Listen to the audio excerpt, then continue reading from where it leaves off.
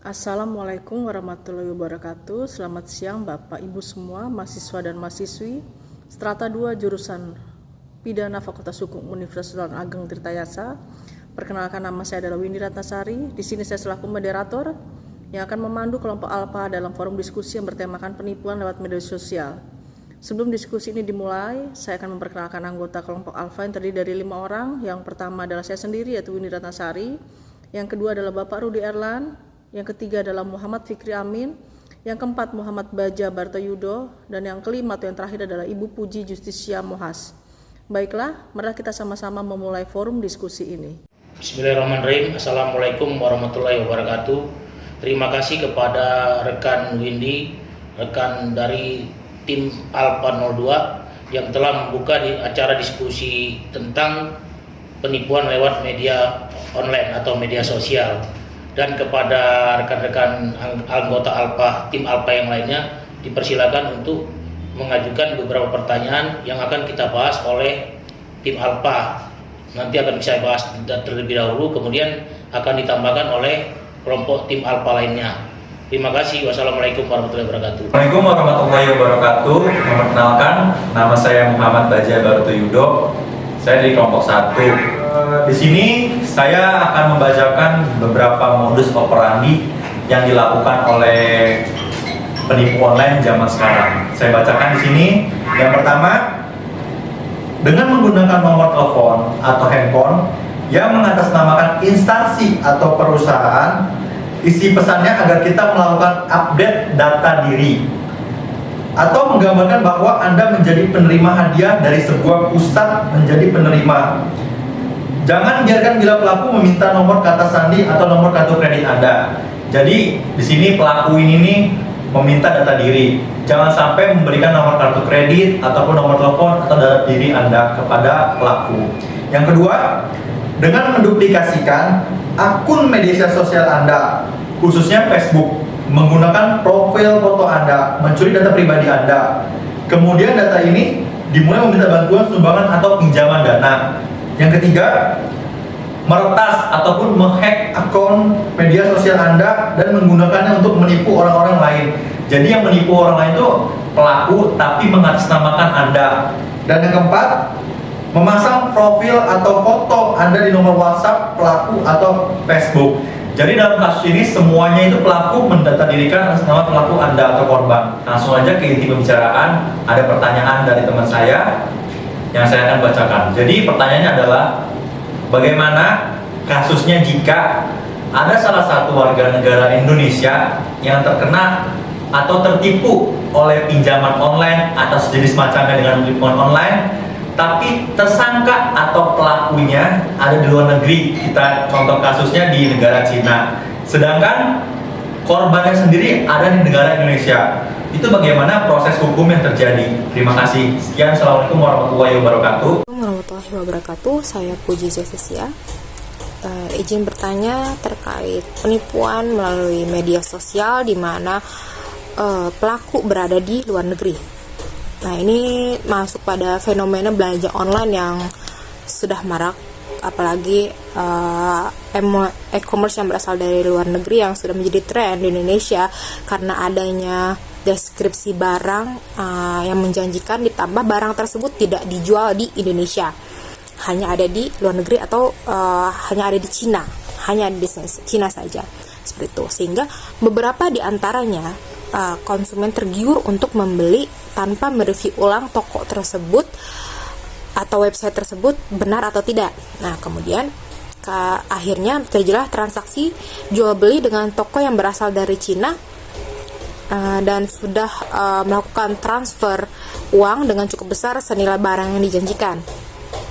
Nah, akan tetapi barang yang datang itu tidak sesuai dengan gambar dan deskripsi yang sudah dijanjikan di e-commerce tersebut, sehingga konsumen merasa tertipu. Ada lagi, apabila barang tersebut ternyata sudah dibeli dan sudah melakukan transfer uang, ternyata barang tersebut tidak kunjung datang di waktu yang sudah ditentukan. Nah, kemudian ketika sudah ditagih oleh konsumen terhadap pelaku, tidak ada respon sama sekali. Nah, ini dari kasus di atas, bagaimanakah cara untuk mencari alat bukti dan alat bukti apa saja yang cukup untuk menjerat pelaku yang notabene ada di Cina, sedangkan konsumen berada di Indonesia. Apakah alat bukti yang dikumpulkan tersebut sama dengan alat bukti untuk menjerat pelaku yang sama-sama di Indonesia? Gitu. Terima kasih. Assalamualaikum warahmatullahi wabarakatuh. Assalamualaikum warahmatullahi wabarakatuh. Perkenalkan, nama saya Muhammad Nur Fikri Amin dari kelompok 1. Saya izin bertanya, yang dimana pertanyaannya itu tentang bagaimana menangkap pelaku penipuan lewat media sosial, di mana pelakunya ada di negara lain, contohnya itu di Cina. Terima kasih. Ya, terima kasih kepada teman-teman mahasiswa, khususnya dari tim Alpha, yang telah memberikan beberapa pertanyaan menyangkut penipuan lewat media sosial atau media online. Saya akan menanggapi pertanyaan dari Bapak Muhammad Baja Brotoyudo, di mana dikatakan bahwa ada penipuan lewat media sosial. Di sana pelaku menggunakan data kita sebagai alat untuk menipu. Nah, pelaku sendiri ada di negara Cina, di luar negeri, sedangkan korbannya ada di Indonesia. Nah, untuk menjawab pertanyaan tersebut, karena kita menganut ajas teritorial sebagaimana dijelaskan dalam pasal 4 KUHP, maka pelaku dapat dikenakan hukum Indonesia, yaitu ajas teritorial dan ajas universal. Penipuannya sendiri itu bisa dikenakan pasal 378 KUHP yang ancamannya adalah 4 tahun penjara. Sedangkan karena mereka menggunakan sarana elektronik atau media sosial, maka dapat dijerat dengan pasal 37 Undang-Undang Informasi Transaksi Elektronik, di mana ancamannya adalah pidana pokok ditambah 2/3 sebagaimana dijelaskan dalam pasal 52 Undang-Undang Transaksi Elektronik. Kemudian pertanyaan selanjutnya, kenapa? Karena dia menggunakan data kita yang dipalsukan tanpa izin, digunakan tanpa izin, maka bisa dijerat dengan pasal 35 Undang-Undang Transaksi Elektronik, di mana ancamannya adalah 12 tahun penjara dan atau denda maksimal 12 miliar. Ini untuk menanggapi pertanyaan dari Bapak Muhammad Baja Brotoyudo.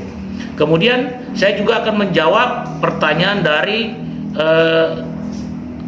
tim Alpha 05, yaitu Bu Puji Justisia.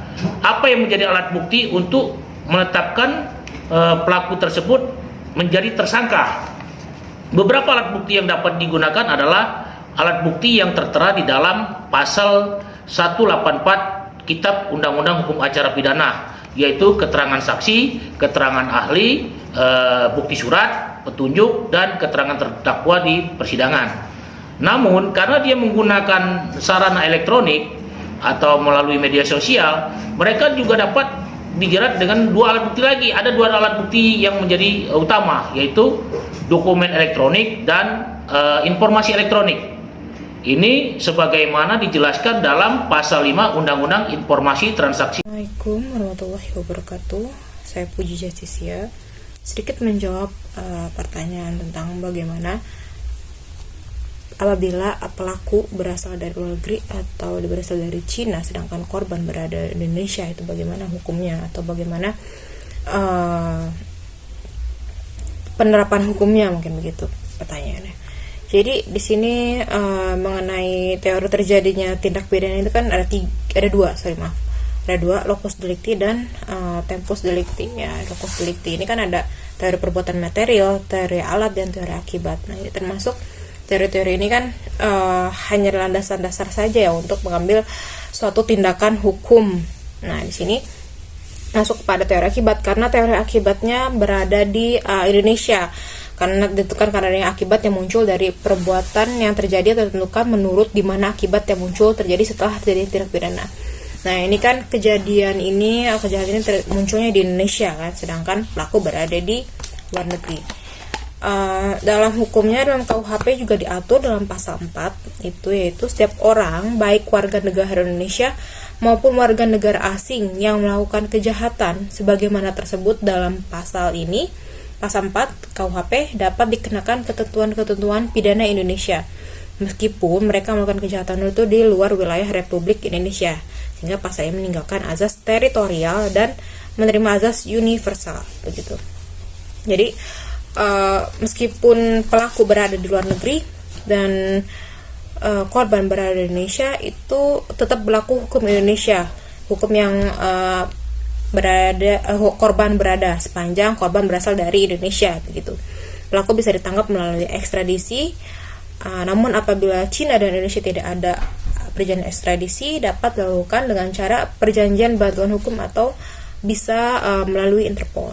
Ya, terima kasih, sekian dan terima kasih. Assalamualaikum warahmatullahi wabarakatuh. Ya, terima kasih. Sebelumnya saya selaku ketua kelompok tim Alpha 01 Rudi Erlan akan mengambil kesimpulan dari diskusi yang telah kami buat. Kesimpulan pertama bahwa pelaku tindak pidana penipuan via online dapat dijerat dengan beberapa pasal, antara lain pasal 378 tentang penipuan dengan ancaman 4 tahun penjara, kemudian pasal 28 ayat 1 Undang-Undang Informasi Transaksi Elektronik dapat diancam dengan 6 tahun penjara dan denda 6 miliar. Kemudian karena pelaku menggunakan identitas orang lain atau memalsukan data orang lain, dapat diancam dengan pasal 35 Undang-Undang Informasi Transaksi Elektronik dengan ancaman 12 tahun penjara dan denda 12 miliar. Kemudian karena pelaku menggunakan cyber berada di luar negeri, maka bisa diancam dengan pasal 37 yang ancamannya adalah pidana pokok ditambah 2/3. Terus di samping itu, para pelaku tindak pidana penipuan ini dapat ditangkap melalui kerjasama perjanjian ekstradisi dengan negara Cina. Kemudian selain itu bisa juga dilakukan dengan perjanjian bantuan hukum, dan juga bisa juga melalui kerjasama melalui Interpol dengan menerbitkan red notice. Saya kira itu kesimpulan yang bisa saya sampaikan. Lebih kurangnya saya mohon maaf. Wabillahi taufiq wal hidayah. Wassalamualaikum warahmatullahi wabarakatuh. Karena diskusi ini sudah selesai, maka saya akhiri dan tutup forum diskusi ini. Semoga diskusi ini menambah wawasan dan pengetahuan serta memberikan manfaat untuk kita semuanya. Wabillahi taufiq wal hidayah. Wassalamualaikum warahmatullahi wabarakatuh.